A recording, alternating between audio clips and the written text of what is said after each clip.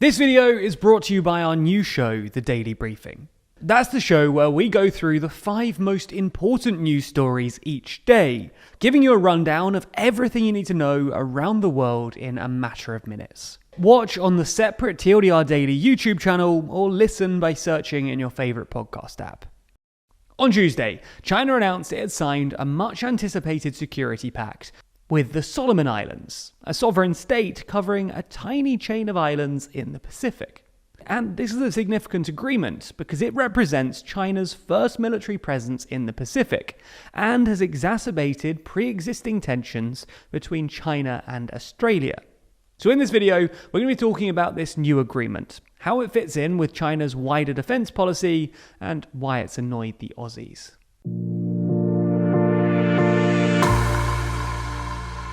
So let's start with the agreement itself. Now, we don't have the full text of the agreement just yet, but it will probably be essentially identical to a draft version which was leaked on social media in late March, which was quickly verified by the Australian government. But to be honest, even that draft text was pretty vague. It essentially said that as long as the two parties agree, then China can send military personnel to the Solomon Islands, or make ship visits to the islands for the purpose of, quote, logistical replenishment and stopover and transition. This agreement is set to be renewed every 5 years, and there's a provision requiring confidentiality between the two sides. While this might all sound a bit fluffy and inconsequential, it's proved controversial in both the Solomon Islands itself and amongst its neighbours. Both Australia and New Zealand have expressed concerns that the agreement could end up with China establishing a military base on the islands, just 1,500 kilometres off Australia's northeastern coast. Australia's foreign minister insisted that while she respected the Solomon Islands' sovereignty, a permanent Chinese base in the Solomon Islands would undermine stability and security in the region. This is a long-standing anxiety for Australia too. In 2018, Australia warned Vanuatu against allowing the Chinese to build a base on the island. And in 2019, Australia pressured the Solomon Islands to refuse China's request to lease Tulgali Island, a former Japanese naval base with a deep water harbour, which was eventually deemed unlawful. Australia is particularly worried about this because if the Chinese Navy established a foothold in the Pacific, then they could block maritime access lanes to Australia for both trade and for the Australian military. Besides Australia's fears, when asked in a press conference, the Solomon Islands' Prime Minister originally denied the claim that China had even expressed an interest in building a base on the islands, before explicitly ruling out the prospect of a base just a week after the Australians demanded stronger guarantees. However, the Chinese Foreign Minister's spokesperson has conspicuously refused to rule out a base, and insisted that the agreement was consistent with international law and would actually improve stability within the region. You get the point. The agreement is a bit vague, and Australia is worried that it will open the door to a Chinese military base in the Pacific. Now, we should say that while the Australians are clearly worried about this, and to be honest, fair enough, there are reasons to think that a permanent Chinese military presence on the Solomon Islands in the immediate future is unlikely. For starters, it just wouldn't be very popular.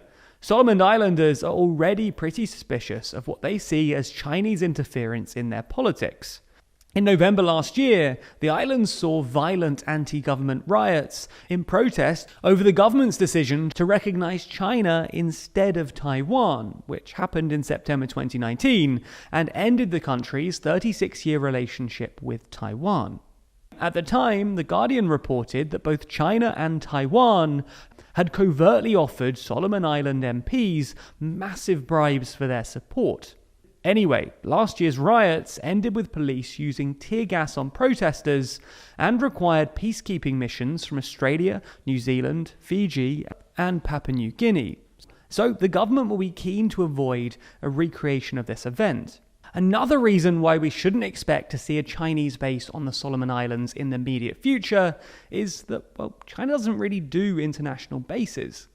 As things stand, China only really has one proper overseas military base, and that's the one in Djibouti. For those who don't know, Djibouti is a bit of a hub for military bases, and hosts bases from at least 6 different countries, including the largest American permanent military base in Africa. Nonetheless, while a base might not happen anytime soon, this is still bad news for Australia for 2 reasons. Firstly, it's still a massive diplomatic failure on Australia's part. Australia has been trying to counter what it sees as China's influence in the Pacific for years now. It has its own security pact with the Solomon Islands that was signed all the way back in 2013, and it spends hundreds of millions of dollars on aid in the region. In 2018, for example, Australia donated $187 million to the Solomon Islands and agreed to build an undersea high-speed internet link between Australia and the islands, which would apparently cost another $100 million. The fact then that the Solomon Islands have gone ahead with the Chinese security deal will definitely annoy Australian diplomats, who spent the last few years trying to assert Australian influence in the region. Regardless, even if no base is immediately forthcoming, it's clear that China is planning to at least increase its military presence in the Pacific. As we mentioned earlier, it was only 2018 when China tried to lease a deep water port. And last year, another Chinese company linked to the CCP proposed a 75-year lease of land on Santa Isabel, the largest island in the Solomon Islands, for, quote, naval and infrastructure projects. While they haven't been successful yet, the improving relations between China and the Solomon Islands imply that it will only be a matter of time before China establishes a permanent military presence in the region, at least if it wants to. You get the idea. While a military base isn't immediately forthcoming, China is increasing its military footprint in the Pacific, and this could upset the benign environment currently maintained by Australia, New Zealand, and the Pacific Island Forum nations, as the Pacific Islands could soon become another theatre for Sino-Australian competition. In fact, relations between China and Australia have been steadily deteriorating for the last few years, and hit a new low back in September when Australia signed the AUKUS Defence Pact with the US and the UK, which China described as extremely irresponsible. Australia is also part of the Quad, a security dialogue between Australia, India, Japan and the US, widely perceived as a counterbalance to China. Much like AUKUS and the Quad, China's security agreement with the Solomon Islands is in some sense a militarized expression of these tensions. And if Sino-Australian relations continue to deteriorate, then we can expect to see more of these counterbalancing security agreements. And worryingly for everyone, an increasingly militarized Pacific. Anyway, if you want to be updated on this story and ongoing tensions with China around the world, then be sure to check out the Daily Briefing. That's our new daily show where we explain 5 news stories every single day. We pick out the big stories, the ones you ought to know about, but we also choose some smaller ones that you might otherwise miss. So if you want to be better informed about the world around you and news from all over the globe, then you really ought to subscribe. And it's only a few minutes each day, so what do you have to lose?